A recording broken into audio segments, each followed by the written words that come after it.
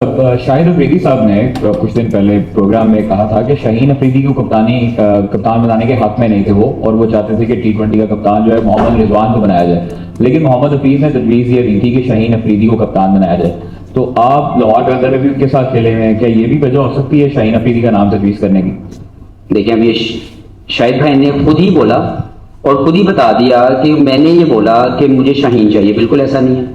तो इसके बारे में तो जो शाहिद भाई हैं वो इसके बारे में बता सकते हैं कि वो क्यों नहीं चाहते थे कि शाहीन कप्तान बने और वो क्यों चाहते थे कि रिजवान कप्तान बने। तो मेरा ख्याल है कि इस तरह की स्टेटमेंट जिसका मैं जवाब दे नहीं हूँ वो ना पूछी जाए तो बेहतर। अगर कोई और सवाल है तो उसके लिए मैं हाजिर हूँ, क्योंकि जो भी पाकिस्तान टीम का कप्तान बना है, I think they are the very best performer for Pakistan. Shan को अगर आप बात करें तो मैं समझता हूँ कि उसकी इंटेलेक्चुअल जो माइंड सेट है, जो उसकी ऑनेस्टी है, जो उसके खेल के अंदर जो निखार है, वो डे बाय डे बढ़ रहा है। और मुझे लगता है कि ये एक बेहतरीन डिसीजन है पाकिस्तान क्रिकेट के लिए कि दो यंगस्टर जो राइट वे में पाकिस्तान को लीड कर सकते हैं उनका इंतखाब किया गया। उसमें मुस्तकबिल में हो सकता है कोई और भी पाकिस्तान टीम के लिए कप्तान बन जाए, तो इसमें कोई किसी को कमी नहीं हो जाती और कोई जो है वो बढ़कर जो है वो ना अपने आप को समझे, क्योंकि पाकिस्तान की रिप्रेजेंटेशन करना बहुत बड़ा प्राइड है, वो किसी को भी मिल रही है। उसके साथ जो एडिड रिस्पॉन्सिबिलिटी अगर आपको एज ए कप्तान दी जाती है तो वो भी एक बहुत बड़ी जिम्मेदारी है। और मेरा ख्याल है कि ज़का अशरफ साहब ने जो फैसले किए दोनों कप्तानों को लेके, बाबर आजम जब एग्जिट हो गए,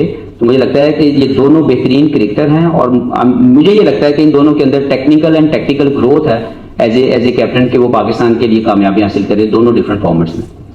क्योंकि टीम डायरेक्टर हैं, स्ट्रेटेजी डिजाइन करते हैं और अपनी जो स्ट्रेटेजी है वो कोचेस के साथ डिस्कस करते हैं, जिसके बाद आप उनको इंप्लीमेंट करते हैं, और ये बड़ा इंपॉर्टेंट रोल है। माजी में हमने देखा कि जब टीम जीतती है तो फिर सारे उस टीम का जो जीत का है वो क्रेडिट भी लेते हैं, लेकिन जब टीम हारती है तो फिर सिर्फ कप्तान को ही मुर्द इल्जाम ठहराया जाता है या फिर कोच को ज्यादातर उसके ऊपर इल्जाम लगाए जाते हैं, और उसके बाद फिर हमने देखा है माजी में जो होता रहा है। तो अब पहले तो दुआ है कि पाकिस्तान टीम अच्छा परफॉर्म करे, लेकिन अच्छा परफॉर्मेंस अगर नहीं होती ऑस्ट्रेलिया में तो फिर इसकी जिम्मेदारी कौन लेगा? क्या आप सामने होंगे कि भाई ठीक है माई रिस्पॉन्सिबिलिटी है? देखिए, मेरे पूरे कैरियर में जब मैं प्लेयर था वो तो गुजर गया। एज ए मैनेजमेंट मैं बड़ा क्लियर बताता जाऊँ कि तमाम फेलियर की जिम्मेदारी लेने में सबसे पहले मैं खुद दूंगा। मैं अपना हाथ खड़ा करूंगा अगर अगर अगर फेलियर होगा, और जो क्रेडिट है वो मैं लेने वाला बंदा ना पहले था और अभी भी सारा क्रेडिट प्लेयरों का। जब हम परफॉर्म करेंगे तो वो प्लेयरों के, जब वो अच्छी परफॉर्मेंस है तो क्रेडिट प्लेयरों का। रिस्पॉन्सिबल बंदा ये बैठा हुआ है कहीं भी आपको पीछे हटता हुआ नजर नहीं आएगा। तो कोई भी अगर किसी भी सीरीज में या किसी भी जगह पे इस पूरे टोटल पाकिस्तान की क्रिकेट का अगर आपको कहीं पे भी फेलियर नजर आए तो आपको सबसे पहले मोहम्मद हफीज नजर आएगा, और वो कहीं पे भी पीछे नहीं हटेगा। हफीज, सबसे पहले तो आपको बहुत मुबारक हो टीम डायरेक्टर का ओहदा संभालने के लिए। दूसरा ये कि दौरा ऑस्ट्रेलिया पाकिस्तान के लिए हमेशा मुश्किल रहा है, और हमने पीछे देखा कि पाकिस्तान की स्ट्रेंथ उसकी बॉलिंग लाइनअप रही है। तो इस दौरे में पाकिस्तान के पास हारिस रऊफ नहीं है, नसीम शाह नहीं है, तो क्या समझते हैं कि उनके बगैर इस बॉलिंग लाइनअप के लिए कितने चैलेंजेस होंगे? देखिए, एक्साइटिंग चैलेंज है। मैं समझता हूँ कि मैं एक्साइटिंग चैलेंज इसलिए बार बार कह रहा हूँ कि हमेशा जब आप कुछ गेन करना चाहते हैं तो आपके अंदर एक एक्साइटमेंट आती है।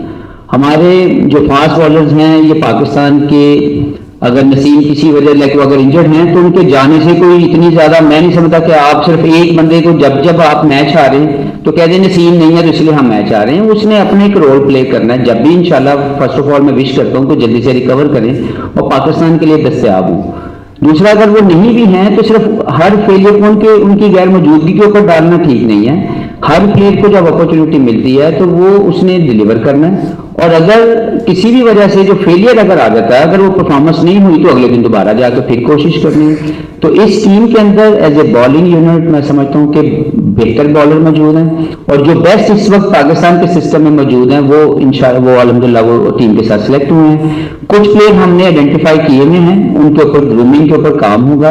और इस कैंप के अंदर मैं आपको बताता चलूँ, जब हमने जो 18 का स्क्वाड सिलेक्ट किया था, हमने 7-8 बॉलर उसके अलावा भी बुलाए थे, जिसमें फास्ट बॉलर भी थे और स्पिनर भी थे। उसका मकसद ही ये था कि हम उन लोगों को उनकी जो भी इश्यूज इस वक्त वो ऑन गोइंग इश्यूज है उसको आइडेंटिफाई कर सकें, उनको राइट सोल्यूशन प्लान दे सकें, ताकि जब भी वो हमारे पास आए, जब भी हमें उनकी जरूरत हो तो वो रेडी प्रोडक्ट बन के हमारे पास पहुंचे, which I am sure they will also work hard. लेकिन इस वक्त के स्क्वाड के अंदर जो जो अभी ऑस्ट्रेलिया टूर के लिए जा रहा है, मेरी बहुत स्ट्रॉन्ग जो है वो गट फीलिंग है कि ये वाली बॉलिंग लाइनअप जरूर वहां पे जो है वो जीतने वाली जो है वो परफॉर्मेंस देगी, और 20 विकेट लेने जब आप लेंगे तो आपके पास जीतने के ज्यादा चांसेस हैं। तो मुझे लगता है कि हमारी इस बॉलिंग के अंदर वो तमाम चीजें मौजूद हैं।